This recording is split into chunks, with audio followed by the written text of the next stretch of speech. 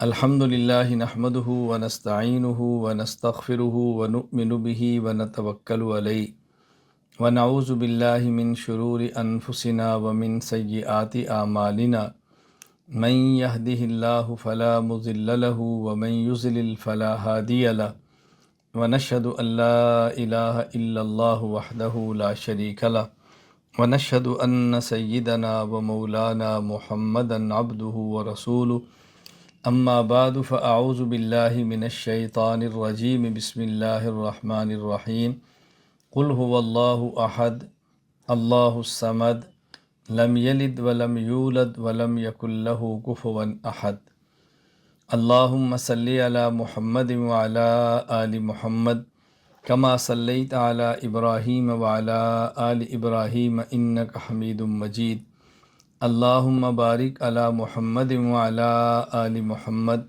کما بارکت علی ابراہیم وعلی آل ابراہیم انک حمید مجید۔ الحمدللہ تخصص فی العقائد الاسلامیہ کا سبق جاری ہے، اور تخصص فی العقائد الاسلامیہ کا آج اہم سبق توحید باری تعالیٰ، اس پر گفتگو ہوگی۔ اور آج 16 ستمبر 2023 ترکیہ وقت کے مطابق شام 7 بجے ہم اس سبق کو پڑھ رہے ہیں۔ اللہ تعالیٰ کی توحید کے بارے میں بنیادی طور پر 3 باتیں سمجھنا ضروری ہے۔ نمبر 1 ذات باری تعالیٰ، نمبر 2 صفات باری تعالیٰ، نمبر 3 اسماء باری تعالیٰ۔ نمبر 1 ذات باری تعالیٰ، اللہ تعالیٰ کی ذات کے بارے میں بنیادی طور پر 5 باتیں سمجھنا ضروری ہیں۔ نمبر 1 اللہ تعالیٰ کی تعریف کیا ہے؟ اللہ تعالیٰ کی تعریف کیا ہے؟ نمبر 2 اللہ تعالیٰ کی ذات ایک ہے۔ نمبر 3 اللہ تعالیٰ اول اور آخر ہیں۔ نمبر 4 اللہ تعالیٰ قدیم ہے۔ نمبر 5 اللہ تعالیٰ بلا جسم، بلا مکان اور بلا جہت موجود ہے۔ سب سے پہلی بات اللہ تعالیٰ کی تعریف۔ دنیا میں جب بھی کسی چیز کی تعریف کی جاتی ہے تو تعریف وجودی ہوتی ہے، لیکن اللہ تعالیٰ کی ذات واحد وہ ذات ہے کہ جن کی تعریف وجودی نہیں، بلکہ اللہ تعالیٰ کی تعریف یہ نفی ہے، منفی۔ یعنی دنیا میں کسی بھی چیز کی تعریف کرنے کے لیے بتایا جاتا ہے کہ وہ یہ ہے، یہ ہے، یہ ہے۔ اللہ تعالیٰ کی ذات کی جب تعریف کریں گے تو اس میں یہ کہیں گے اللہ تعالیٰ یہ بھی نہیں، یہ بھی نہیں، یہ بھی نہیں۔ اللہ تعالیٰ ہیں کیا؟ وہ انسان کے تصور سے باہر ہے کہ انسان بتا سکے اللہ تعالیٰ کیا ہے۔ اللہ کی صفات تو بتائی جا سکتی ہیں، اللہ کی ذات کیا ہے اس پر گفتگو ممکن نہیں ہے۔ اس لیے وہاں یہی کہنا پڑتا ہے کہ اللہ تعالیٰ فلاں بھی نہیں، یہ بھی نہیں، یہ بھی نہیں۔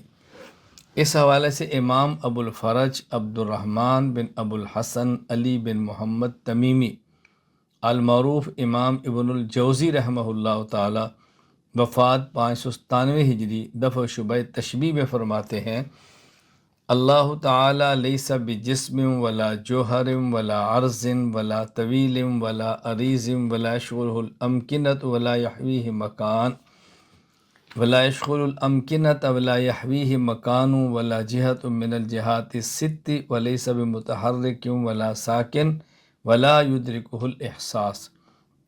کہ جب اللہ تعالیٰ کی تعریف کرنی ہو تو اللہ تعالیٰ کی ذات سے 10 چیزوں کی نفی کرنا ضروری ہے۔ نمبر 1 اللہ تعالیٰ جسم سے پاک، نمبر 2 اللہ تعالیٰ جوہر سے پاک، نمبر 3 اللہ تعالیٰ عرض سے پاک، نمبر 4 اللہ تعالیٰ طویل ہونے سے پاک، نمبر 5 اللہ تعالیٰ عریض ہونے سے پاک، نمبر 6 کسی مکان کو اللہ تعالیٰ بھریں اس سے پاک، نمبر 6 کوئی مکان اللہ کا، نمبر 7 کوئی مکان اللہ کا احاطہ کرے اللہ اس سے پاک، نمبر 9 6 جہات سے اللہ تعالیٰ پاک، اور نمبر 9 اللہ تعالیٰ متحرک ہونے سے پاک، اللہ تعالیٰ ساکن ہونے سے پاک، اور اللہ تعالیٰ کا کوئی حواس میں سے حادثہ ادراک کرے اللہ تعالیٰ اس سے بھی پاک۔ تو یہ اللہ تعالیٰ کے لیے عقیدہ رکھنا ضروری ہے کہ اللہ تعالیٰ ان چیزوں سے پاک ہیں جو میں نے آپ کی خدمت میں عرض کیا ہے، میں پھر اس کو دہرا دیتا ہوں تاکہ اچھی طرح ذہن نشین فرما لیں کہ جب اللہ تعالیٰ کی تعریف کریں گے تو اس میں کہنا پڑے گا کہ اللہ تعالیٰ پاک ہے کن چیزوں سے؟ نمبر 1، اللہ تعالیٰ جسم سے پاک۔ نمبر 2، اللہ تعالیٰ جوہر سے پاک۔ نمبر 3، اللہ تعالیٰ عرض سے پاک۔ نمبر 4، اللہ تعالیٰ طویل ہونے سے پاک۔ نمبر 5، اللہ تعالیٰ عریض ہونے سے پاک۔ نمبر 6، کسی مکان میں اللہ ہوں اس سے پاک۔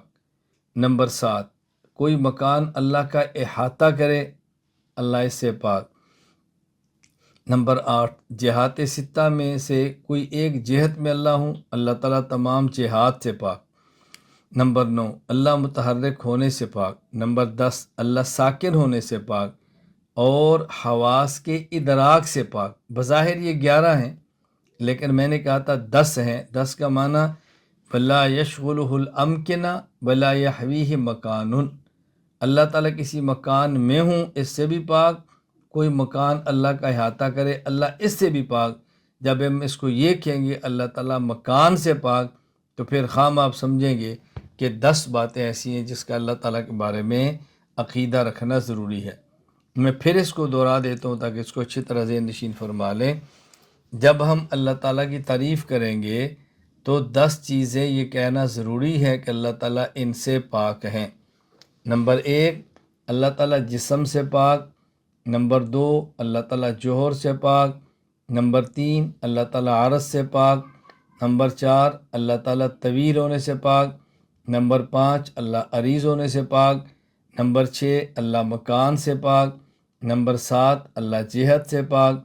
نمبر 8، اللہ متحرک ہونے سے پاک۔ نمبر 9، اللہ ساکن ہونے سے پاک۔ اور نمبر 10، اللہ تعالیٰ حواس کے ادراک سے پاک، یعنی کوئی حادثہ، کوئی سی شخص کا احساس اللہ کی ذات کا ادراک نہیں کر سکتا۔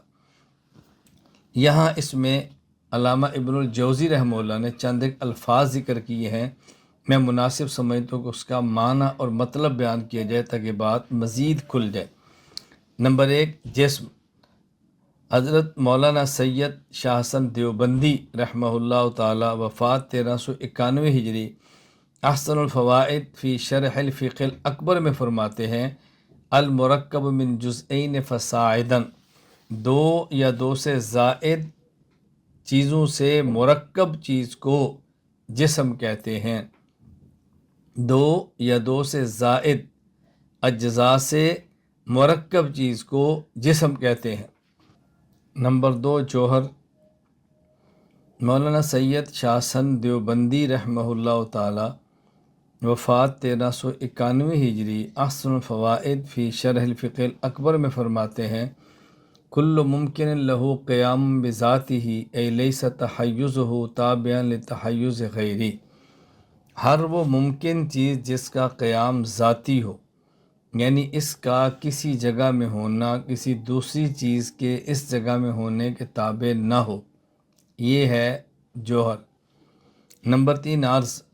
مولانا سید شاہ حسن دیوبندی رحمہ اللہ وفات 1391 ہجری احسن الفوائد فی شرح الفقہ الاکبر میں فرماتے ہیں کل ممکن لہ قیام بالغیر ای یکون تحیزہ تابعا لتحیز الغیر، ہر وہ ممکن چیز جو کسی دوسرے کی وجہ سے قائم ہو، یعنی اس کا کسی جگہ میں ہونا کسی دوسری چیز کے اس جگہ میں ہونے کے تابع ہو، یہ عرض ہے۔ نمبر 4، مکان۔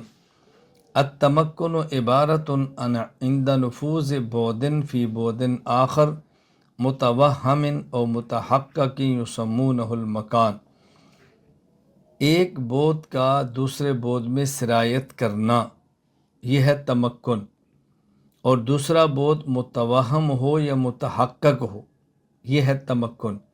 یہ جو ایک بعد سے دوسرے بعد میں سرایت کرنا یہ تو تمکن ہے، اور یہ جو بعد ہے اس کو مکان کہتے ہیں، یعنی ایک دوری سے دوسری جگہ تک جانا، یہ جو دوری ہے اس کا نام مکان ہے۔ نمبر 5، جہت۔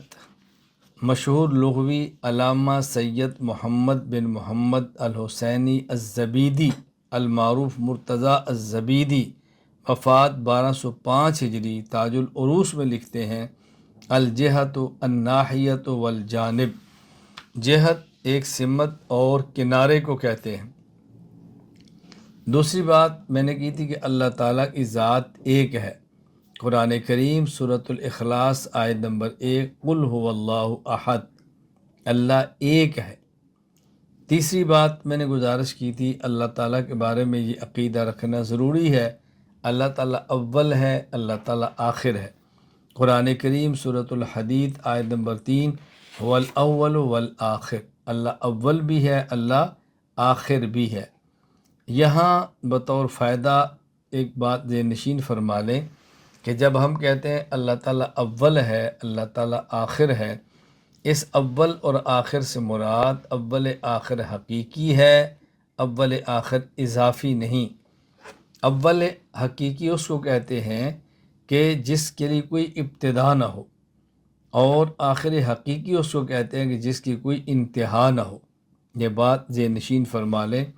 چنانچہ علامہ جلال الدین عبد الرحمن بن ابو بکر السیوطی رحمہ اللہ، وفات 911 ہجری، تفسیر الجلالین آیت سورۃ الحدید آیت نمبر 2 کے تحت فرماتے ہیں هو الاول قبل کل شیء بلا بدایہ والآخر بعد کل شیء بلا نہایہ۔ اول کہتے ہیں ہر چیز سے پہلے بغیر ابتدا کے ہونا، اور آخر ہر چیز کے بعد بغیر انتہا کے ہونا، یہ ہے اول اور آخر حقیقی۔ اور یہ اول اور آخر کا لفظ اللہ تعالیٰ کی ذات کے لیے حدیث پاک میں موجود ہے، ام المومنین امی عائشہ رضی اللہ تعالیٰ عنہا سے ثابت ہے۔ حضرت علامہ جلال الدین عبد الرحمن بن ابو بکر السیوطی رحمہ اللہ، وفات 211 ہجری، اور در المنصور جو ان کی قرآن کریم کی تفسیر ہے، اس تفسیر الدر المنصور سورۃ النور آیت نمبر 26 کے تحت ایک واقعہ نقل کرتے ہیں جس میں اول اور آخر ام المومن امی عائشہ رضی اللہ تعالی عنہا سے اللہ تعالیٰ کی ذات کے لیے استعمال کرنا ثابت ہو رہا ہے۔ چنانچہ انس بن مالک رضی اللہ عنہ فرماتے ہیں کہ میں ام المومنین امی عائشہ رضی اللہ تعالیٰ عنہ کی خدمت میں تھا، اور میرا جی چاہتا تھا کہ ان سے ان کی برات کا واقعہ سنوں تاکہ اسے ان کی آنکھیں ٹھنڈی ہوں۔ ظاہر ہے جب کسی شخص پہ الزام لگتا ہے اور کوئی بڑا اس کی صفائی دیتا ہے تو اس صفائی کو بیان کرنے سے انسان کو راحت محسوس ہوتی ہے۔ اللہ تعالیٰ کی ذات سے بڑا کون ہے جو صفائی دے؟ تو کیسے امی عائشہ رضی اللہ تعالیٰ عنہا کو اس کو بیان کرنے کے اندر لطف محسوس نہیں ہوتا ہوگا۔ چنانچہ وہ فرماتے ہیں کہ امی عائشہ رضی اللہ عنہ فرماتی ہیں کہ مجھے بہت سخت پیاس لگی تھی اور میں سوئی ہوئی تھی، تو میں نے خواب دیکھا، تو خواب میں ایک شخص آیا اور مجھ سے پوچھا کہ کیا حال ہے، تمہیں کیا ہوا؟ تو میں نے کہا حزینۃ مما ذکر الناس، میں لوگوں کی گفتگو کی وجہ سے بہت زیادہ غم زدہ ہوں۔ تو انہوں نے کہا کہ ادعی بہذہ یفرج عنک، یہ چند کلمات ہیں، تم ان کے ذریعے دعا مانگو، اللہ تعالیٰ تمہاری اس تکلیف کو ختم فرما دیں گے۔ تو میں نے پوچھا کون سے کلمات ہیں؟ تو انہوں نے مجھے یہ کلمات بتائے، یا سابع النعم و دافع النقم و یا فارج الغمم و یا کاشف الظلم یا عادل من حکم و یا حسیب من ظلم و یا ولی من ظلم۔ آگے ہے یا اول بلا بدایت و یا آخر بلا نہایت یا من لہ اسم بلا کنیہ اللہم اجعل لی اللہم اجعل لی من امری فرجا و مخرجا۔ اس میں الفاظ جو میں بطور استدلال کے بتانا چاہتا ہوں، یا اول بلا بدایت و یا آخر بلا نہایہ۔ امی عائشہ رضی اللہ تعالیٰ عنہ فرماتی ہیں میں نے یہ کلمات پڑھے اور جب اچانک میری آنکھ کھلی، بیدار ہوئی، وَأَنَا رَيَّانَةٌ شُبْعَانَ، تو میں بالکل سیراب تھی اور مجھے نہ بھوک کا احساس تھا نہ پیاس تھی، سیر ہوئی تھی میں۔ وقد انزل اللہ من فرجی، تو یوں اللہ تعالیٰ میری براءت بیان فرما کے میرے غم کو اور میرے دکھ کو ختم فرما دیا۔ اللہ تعالیٰ ایک ذات کے حوالے سے میں نے کہا تھا کہ 5 باتیں سمجھنا ضروری ہے۔ نمبر 4، اللہ تعالیٰ کی ذات قدیم ہے۔ یہ بات اچھی طرح سمجھ لیں، قدیم کا معنی اللہ تعالیٰ کی ذات ہمیشہ سے ہے، یہ قدیم ماننا ضروری ہے۔ کیوں؟ اگر اللہ کی ذات کو قدیم نہ مانے تو اس کا معنی یہ ہوگا کہ اللہ تعالیٰ کے عدم سے وجود میں آنے کے لیے وہ کسی چیز کے محتاج تھے، کہ وہ چیز ملی ہے تو اللہ تعالیٰ کو وجود ملا ہے، حالانکہ اللہ تعالیٰ کائنات میں کسی کے محتاج نہیں۔ قرآن کا اعلان ہے اللہ الصمد، سورۃ الاخلاص آیت نمبر 2۔ حضرت علامہ ابو البرکات عبداللہ بن احمد بن محمود النصفی رحمہ اللہ، وفات 710 ہجری، تفسیر المدارک میں لکھتے ہیں الصمد کا معنی ہے الذی لا یحتاج الی احد ویحتاج الیہ کل احد۔ صمد اسے کہتے ہیں جو کسی کا محتاج نہ ہو اور اس کا ہر کوئی محتاج ہو، تو اللہ تعالیٰ تو محتاج نہیں ہے۔ نمبر 5، اللہ تعالیٰ کے بارے میں یہ ذہن رکھنا ضروری ہے کہ اللہ تعالیٰ بلا جسم، بلا جہت اور بلا مکان موجود ہیں، یعنی اللہ تعالیٰ اس کائنات میں موجود ہونے کے لیے نہ ہی جسم کے محتاج ہیں، نہ ہی جہت کے محتاج ہیں اور نہ ہی مکان کے محتاج ہیں۔ میں نے شروع میں کہا کہ اللہ تعالیٰ کی ذات کے حوالے سے ذات باری تعالیٰ، ہم نے کہا کہ توحید باری تعالیٰ کے حوالے سے بنیادی طور پہ 3 گفتگویں ہوں گی۔ نمبر 1 ذات باری تعالیٰ، نمبر 2 صفات باری تعالیٰ، نمبر 3 اسماء باری تعالیٰ۔ اور ذات باری تعالیٰ کے حوالے سے بنیادی طور پر 5 چیزیں سمجھنا ضروری ہے۔ نمبر 1 اللہ تعالیٰ کی تعریف، اور اس میں 10 چیزوں سے اللہ تعالیٰ سے نفی کرتے ہیں، اللہ کی تنزیہ اور پاکی بیان کرتے ہیں۔ نمبر 1 اللہ تعالیٰ کی تعریف، نمبر 2 اللہ تعالیٰ کی ذات ایک ہے، نمبر 3 اللہ تعالیٰ کی ذات اول اور آخر ہے، نمبر 4 اللہ تعالیٰ کی ذات قدیم ہے، اور نمبر 5 اللہ تعالیٰ بلا جہت، بلا جسم اور بلا مکان موجود ہے۔ توحید باری تعالیٰ کے علاوہ کے حوالہ سے دوسری اہم بات ہے صفات باری تعالیٰ۔ اللہ تعالیٰ کی صفات کے بارے میں بنیادی طور پر یہ بات یہ نشین فرما لیں کہ اللہ تعالیٰ کی صفات کی 2 قسمیں ہیں، نمبر 1 محکمات اور نمبر 2 متشابہات۔ صفات محکمات وہ صفات ہیں کہ جن کا معنی ظاہر اور واضح ہو، جیسے سمع سننا، بصر دیکھنا، علم جاننا۔ اور صفات متشابہات وہ صفات ہیں کہ جن کے معنی واضح نہ ہوں بلکہ مبہم ہوں، عقل انسانی کی وہاں تک رسائی ممکن نہ ہو۔ یہ بات اچھی طرح ذہن نشین فرما لیں۔ صفات محکمات کی 2 قسمیں ہیں، نمبر 1 صفات ذاتیہ اور نمبر 2 صفات فعلیہ۔ صفات محکمات کی 2 قسمیں ہیں، نمبر 1 صفات ذاتیہ اور نمبر 2 صفات فعلیہ۔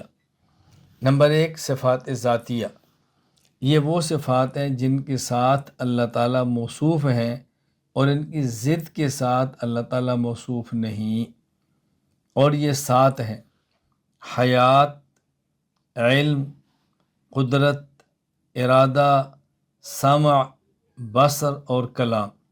ان 7 صفات کو الصفات کہتے ہیں۔ اللہ تعالیٰ صفت حیات کے ساتھ موصوف ہیں، حیات کی ضد موت کے ساتھ موصوف نہیں ہو سکتے۔ اللہ تعالیٰ حی تو ہیں، میت نہیں ہے۔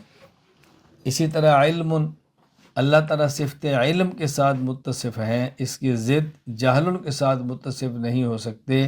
اللہ تعالیٰ علیم عالم تو ہیں، الیاذ باللہ اللہ تعالیٰ جاہل نہیں ہو سکتے۔ نمبر 3 قدرت، قدرت کی ضد ہے عجز۔ اللہ تعالیٰ صفت قدرت کے ساتھ متصف ہیں اور اس کی ضد عجز کے ساتھ متصف نہیں ہو سکتے۔ اللہ تعالیٰ قادر اور قدیر تو ہیں، اللہ تعالیٰ عاجز نہیں ہے۔ نمبر 4 ارادہ، ارادہ صفت ہے اور یا ارادہ کا معنی عزم اور یقین ہے، تو اس کی ضد وہ تردد ہے۔ اللہ تعالیٰ صفت عزم کے ساتھ تو متصف ہو سکتے ہیں، اس کی ضد تردد کے ساتھ متصف نہیں ہو سکتے، اس لیے اللہ کو مریدن تو کہہ سکتے ہیں اور اللہ تعالیٰ کو اس کی بجائے متردد نہیں کہہ سکتے۔ نمبر 5 سمعن، سمعن کا معنی ہے سننا، اور سمعن کی ضد ہے سمن بہرا پن، تو اللہ تعالیٰ صفت سمعن کے ساتھ متصف ہو سکتے ہیں اس کی ضد سمن کے ساتھ نہیں ہو سکتے۔ اللہ تعالیٰ کو سمیع تو کہہ سکتے ہیں کہ اللہ تعالیٰ سننے والے ہیں، لیکن اس کی ضد کے ساتھ اللہ تعالیٰ کو متصف کر کے سمن سمیم بہرا کے ایسا نہیں ہو سکتا۔ نمبر 6 بصر، اس کا معنی ہے دیکھنا، اس کی ضد عامیٌ ہے۔ تو اللہ تعالیٰ جیسے میں نے اوپر کہا اللہ تعالیٰ صفت سمن کے ساتھ متصف ہیں، سمیع تو ہو سکتے ہیں، اسم بہرا نہیں ہو سکتے۔ اسی طرح اللہ تعالیٰ کی صفت بصر ہے جس کا معنی دیکھنا، اس کی ضد ہے عامیٌ۔ اللہ تعالیٰ صفت بصر کے ساتھ متصف ہو سکتے ہیں، صفت عامی کے ساتھ متصف نہیں ہو سکتے۔ اللہ کو بصیر تو کہہ سکتے ہیں، اللہ تعالیٰ کو عامہ نابینا نہیں کہہ سکتے۔ نمبر 7 کلام، کلام کی ضد ہے بکمن، کلام بولنا، اور بکمن کا معنی گھونگا پن۔ تو اللہ تعالیٰ کلام کے ساتھ متصف ہو کر کلیم تو ہو سکتے ہیں، اس کی ضد بکمن کے ساتھ متصف ہو کر اب کم یعنی گھونگا پن یہ نہیں ہو سکتا۔ تو یہ اللہ تعالیٰ کی صفات ذاتیہ ہیں، اور ان تمام صفات کا تذکرہ قرآن کریم کے اندر موجود ہے۔ مثلا صفت حیات، سورۃ البقرہ آیت نمبر 255، اللہ لا الہ الا هو الحی القیوم۔ یہاں ایک بات ذہن نشین فرما لیں کہ اللہ تعالیٰ کی جو حیات ہے یہ اصلاً ابداً، اور حیات کل شیء بہ مؤبداً ہے، یعنی اللہ کی حیات ازلی بھی ہے، اللہ کی حیات ابدی بھی ہے۔ اللہ ہمیشہ سے ہیں اور ہمیشہ رہیں گے، اور اللہ تعالیٰ ہی کی ذات کی وجہ سے کائنات کی ہر چیز کو حیات ملتی ہے۔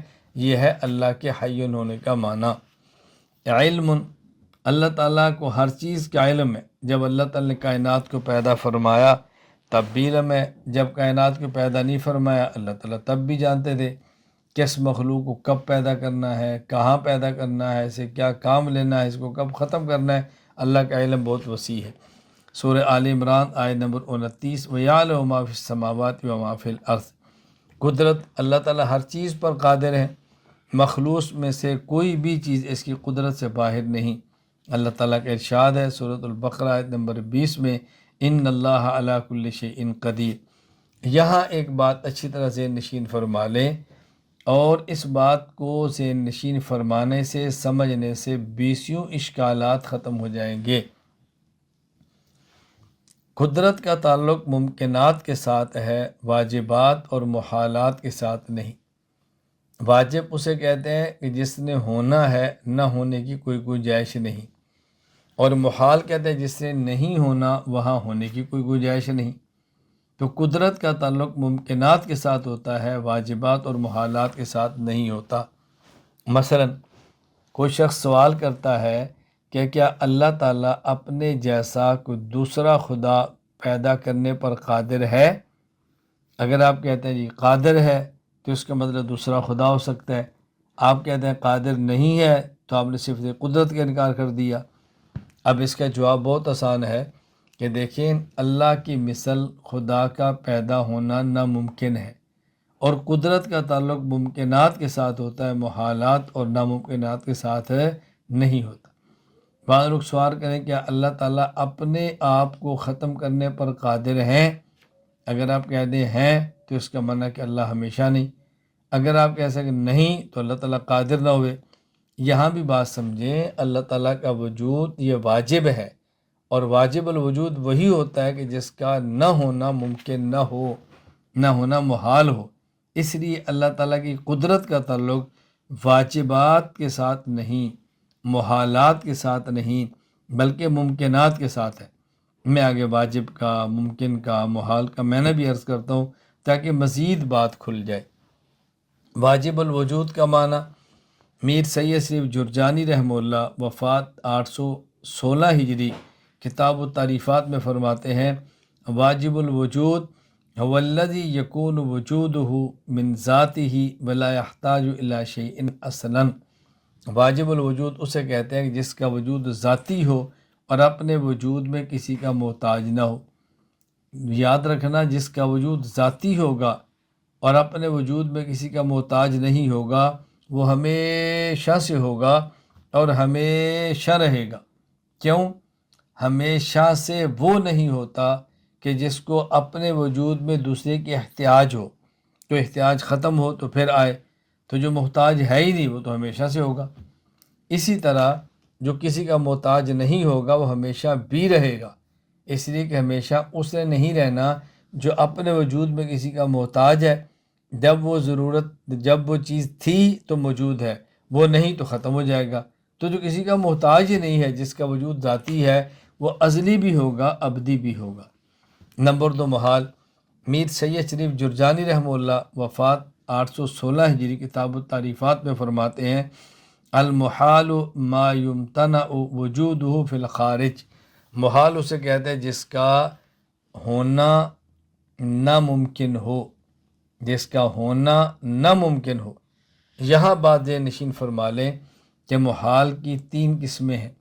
نمبر 1 محال عقلی، نمبر 2 محال شرعی، نمبر 3 محال عادی۔ نمبر 1 محال عقلی۔ محال عقلی وہ ہے کہ جس کا وجود عقلاً ناممکن ہو،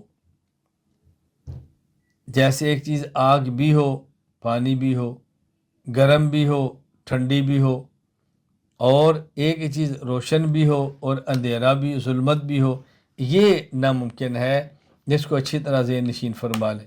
ایک چیز گرم بھی ہو اور ٹھنڈی بھی ہو ایک ہی وقت میں، ایسا نہیں ہو سکتا، یہ محال عقلی ہے۔ نمبر 2 محال شرعی، یہ وہ ہے کہ جس کا وقوع شرعاً ناممکن ہو، یعنی شریعت اس کے وجود کو تسلیم نہ کرے۔ جس طرح 2 بہنوں کا شریعت محمدیہ میں بیک وقت ایک شخص کے نکاح میں ہونا، یہ شرعاً ناممکن ہے۔ کافر کا جنت میں جانا، یہ شرعاً ناممکن ہے۔ نمبر 3 محال عادی، کہ جس چیز کا وقوع عادتاً محال ہو، یعنی عام طور پر لوگوں میں یہ چیز موجود نہ ہو، ایسا لوگوں میں نہ ہوتا ہو عادتاً۔ اس کی مثال سمجھیں، جس طرح وہ شخص اتنا تیز دوڑے کہ 500 کلومیٹر فی گھنٹہ اس کی رفتار ہو، اب یہ شرعاً ممکن ہے، عقلاً ممکن ہے، لیکن عام طور پہ روٹین میں اور عادت میں ایسا نہیں ہوتا کہ وہ شخص اتنا تیز دوڑے کہ 500 کلومیٹر فی گھنٹہ کی رفتار سے چلے۔ نمبر 4 ارادہ۔ اللہ تعالیٰ اپنے ارادے میں کسی زمان اور مکان اور مخلوق کے پابند اور محتاج نہیں ہے۔ اللہ تعالیٰ جس چیز کا جب ارادہ فرما سکتے ہیں، مثلا اللہ تعالیٰ ارادہ فرمائے فلاں کو فلاں زمانے میں پیدا کرنا ہے، تو اللہ کے اس ارادے کو کوئی روک نہیں سکتا۔ فلاں کو فلاں وقت میں موت دینی ہے، اللہ کے اس ارادے کو کوئی روک نہیں سکتا۔ تو اللہ اپنے ارادے میں کسی زمان اور مکان اور کسی فرد کے محتاج نہیں ہے۔ سورۃ البروج آیت نمبر 16، فعال لما یرید، اللہ تعالیٰ جس چیز کا ارادہ فرماتے ہیں اس کو کر لیتے ہیں۔ نمبر 5 سمعن، اللہ تعالیٰ تمام مخلوق کی ندا کو سنتے ہیں۔ یہ سننا بھی مخلوق کے سننے کی طرح نہیں ہے، مخلوق سننے میں آلات کی محتاج ہے، اللہ تعالیٰ سننے میں آلات کے محتاج نہیں ہے۔ سورۃ البقرہ آیت نمبر 224، واللہ سمیع علیم۔ نمبر 6 بصر، مخلوق دیکھنے میں آنکھ بینائی کی محتاج ہے، اللہ تعالیٰ دیکھنے میں آنکھ اور بینائی کے محتاج نہیں۔ سورۃ الملک آیت نمبر 19، انہ بکل شیء بصیر۔ نمبر 7 کلام، کلام اللہ تعالیٰ کی صفت ہے جو الفاظ اور حروف سے مرکب نہیں، یہ اللہ تعالیٰ کے ساتھ ازل سے قائم ہے اور اس کو کلام نفسی بھی کہتے ہیں۔ سورۃ الاعراف آیت نمبر 144، یا موسیٰ انی اصطفیتک علی الناس برسالاتی و بکلامی، یا موسیٰ ہم نے آپ کا انتخاب کیا ہے، آپ کو پیغام بھی اپنا دیا ہے اور آپ کے ساتھ کلام بھی کیا ہے۔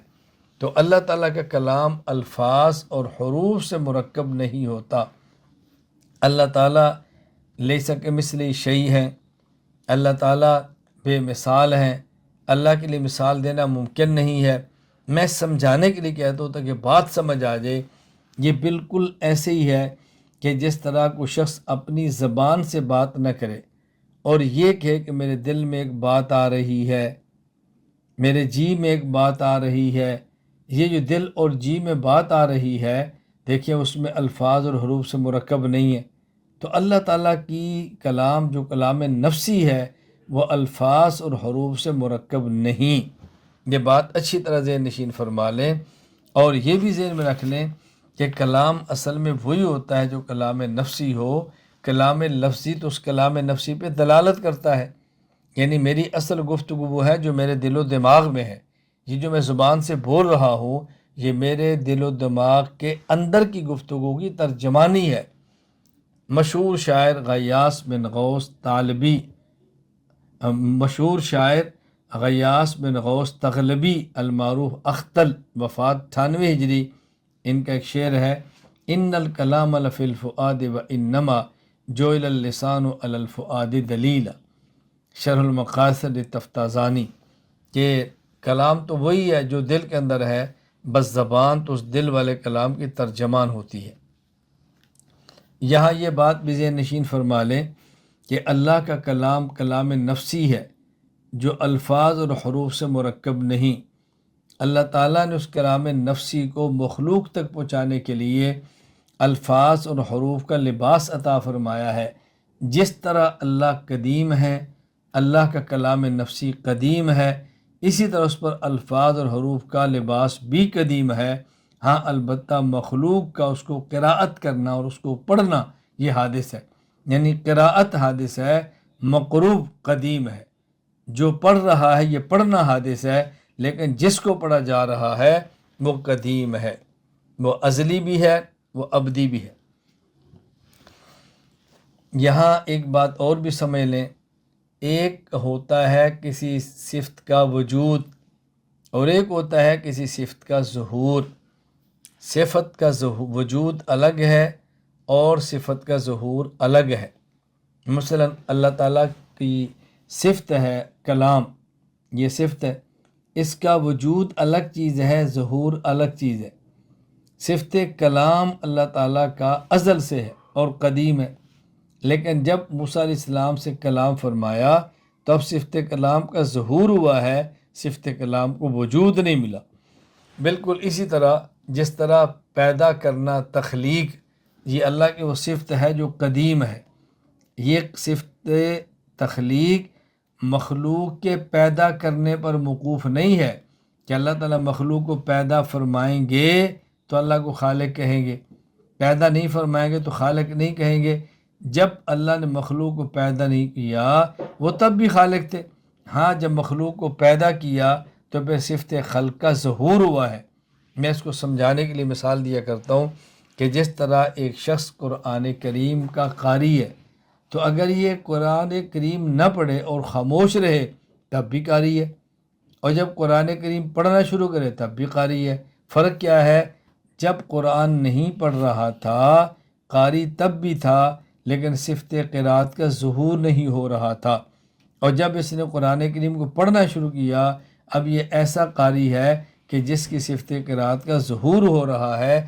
تو جس طرح قاری کے لیے صفت قرات کا وجود الگ ہے اور صفت قرات کا ظہور الگ ہے، اسی طرح اللہ تعالیٰ کی جو صفات ہیں، صفت کلام وغیرہ، ان کا وجود الگ ہے اور ان کا ظہور الگ ہے۔ قدیم کی تعریف میر سید شریف جرجانی رحمہ اللہ وفات 841 ہجری کتاب التعریفات میں فرماتے ہیں: وَيُطْلَقُ الْقَدِيمُ عَلَى الْمَوْجُودِ الَّذِي لَيْسَ وُجُودُهُ مَسْبُوقًا بِالْعَدَمِ۔ قدیم کا معنی ہے وہ جو ہمیشہ سے ہو اور جس پر کبھی بھی عدم نہ آیا ہو، یہ قدیم ہے۔ حادث کی تعریف میر سید شریف جرجانی رحمہ اللہ وفات 841 ہجری کتاب و تعریف فرماتے: الحادث ما یکون مسبوقا بالعدم۔ حادث سے مراد ایسی چیز ہے جو پہلے نہ ہو۔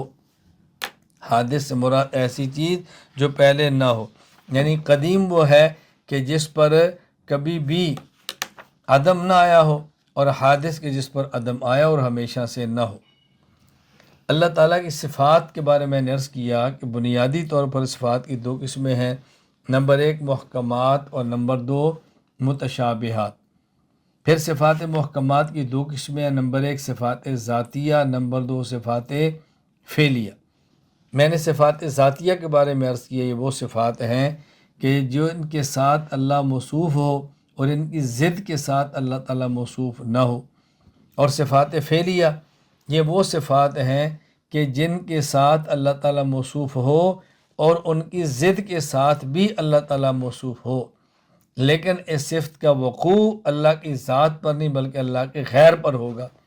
جیسے احیاء اللہ تعالیٰ کی صفت ہے کہ اللہ تعالیٰ زندہ کرتے ہیں۔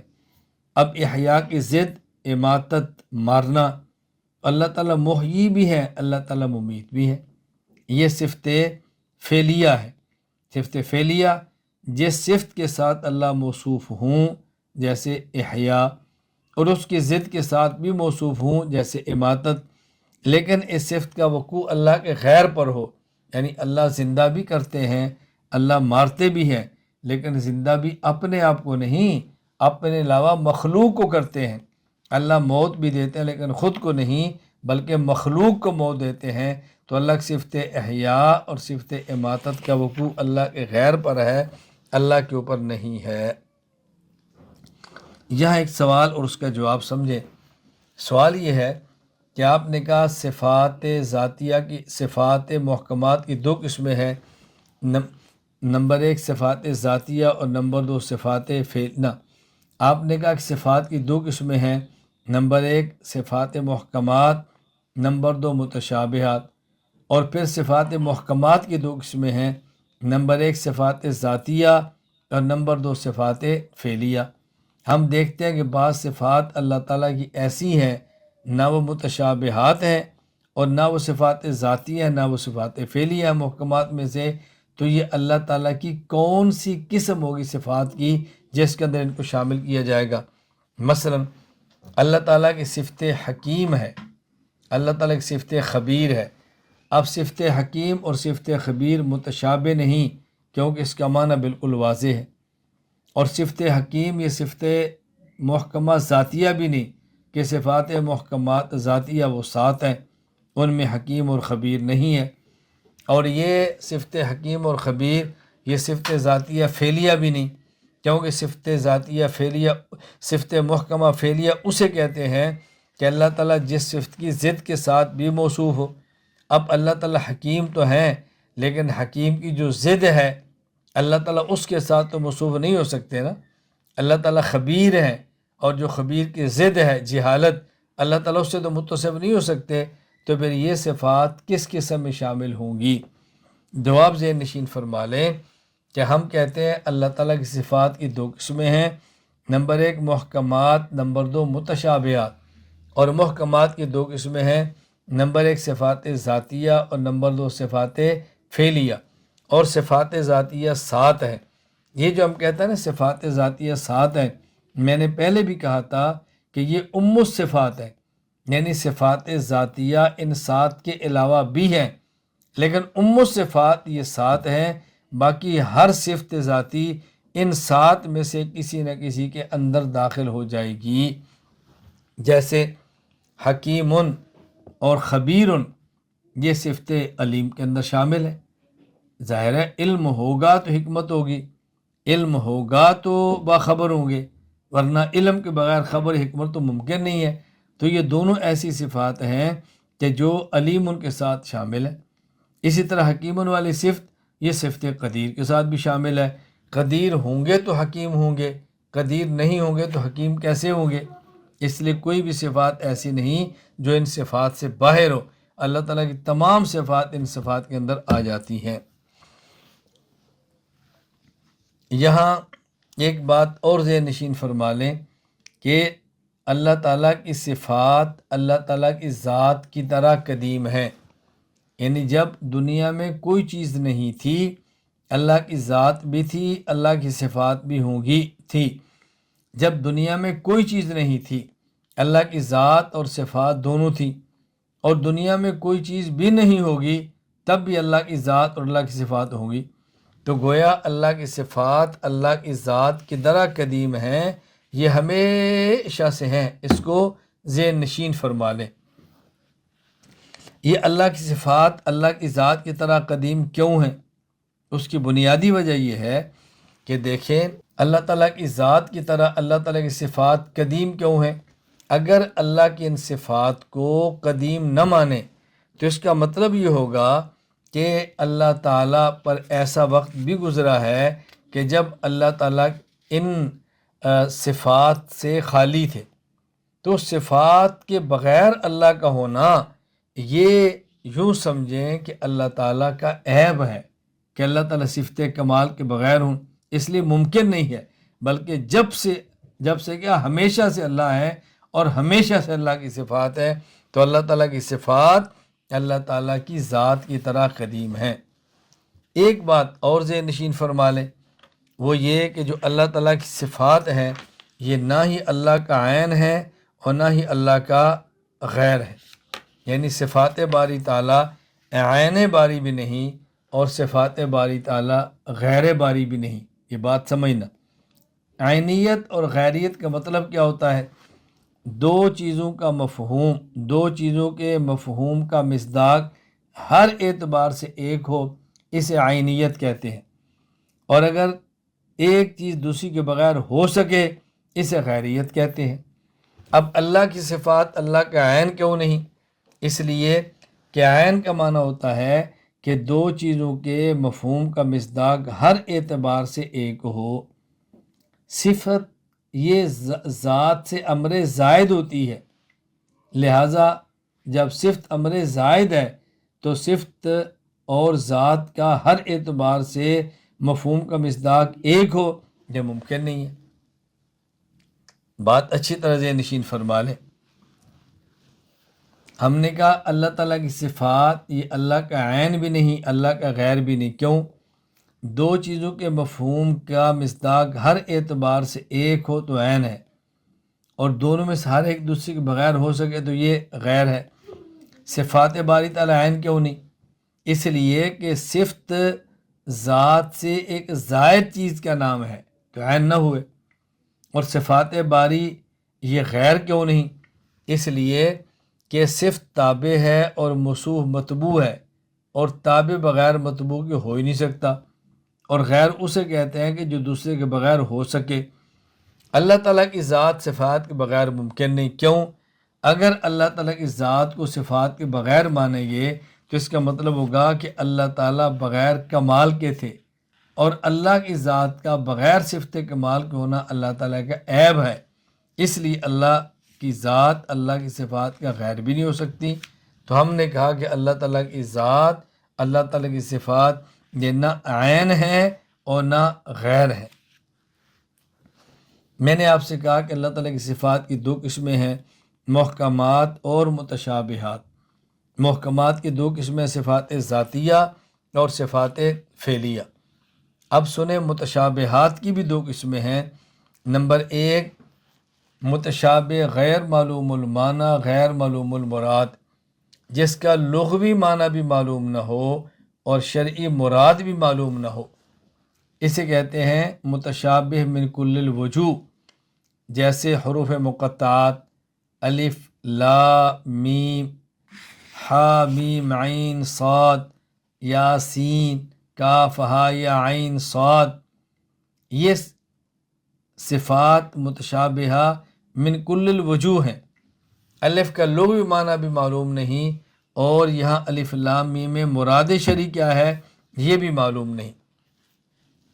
اور یہ بات ذہن نشین فرما لیں کہ یہ جو حروف مقطعات قرآن کریم کی بعض صورتوں کے شروع میں ہیں، یہ اللہ تعالیٰ کا کلام ہے، اور اللہ تعالیٰ کا کلام اللہ کی صفت ہے، لہٰذا کلمات اللہ تعالیٰ کی صفت ہیں، اور صفت بھی متشابہہ ہیں۔ متشابہ کی دوسری قسم معلوم المعنی غیر معلوم المراد، ان کا لغوی معنی معلوم ہو لیکن مراد شرعی معلوم نہ ہو، جیسے ثم استویٰ علی العرش سورۃ الحدید آیت نمبر 4۔ اب دیکھیں استوا کا لغوی معنی معلوم ہے، اللہ کا معنی معلوم ہے، عرش کا معلوم ہے، لیکن یہاں مراد شرعی کیا ہے یہ معلوم نہیں، لہٰذا یہ معلوم المعنی اور غیر معلوم المراد یہ صفات متشابہہ کی دوسری قسم ہے، اور اس قسم کو متشابہ من بعض الوجوہ بھی کہتے ہیں۔ یہاں بات بہت اچھی طرح ذہن نشین فرما لیں، قرآن کریم میں اللہ تعالیٰ کی ذات کے لیے چند ایک الفاظ ایسے استعمال ہوئے ہیں جو مخلوق کے لیے بطور اعضاء کے استعمال ہوتے ہیں، جیسے یدن، عین، ساق، وجہ۔ جب یہ الفاظ اللہ تعالیٰ کی ذات کے لیے قرآن کریم استعمال ہوئے ہیں تو اس سے پھر مراد کیا ہے؟ اب ہم اس کا معنی کون سا مراد لیں گے، میں اس پر انشاءاللہ کل بات کروں گا۔ وقت تھوڑا ہے اور بات ہماری پوری ہو نہیں پائے گی، اس پر بات انشاءاللہ کل کے سبق میں کریں گے۔ اللہ تعالیٰ میں عقائد سیکھ کر، سمجھ کر آگے پہنچانے کی توفیق عطا فرمائے۔ وآخر دعوانا الحمدللہ رب العالمین۔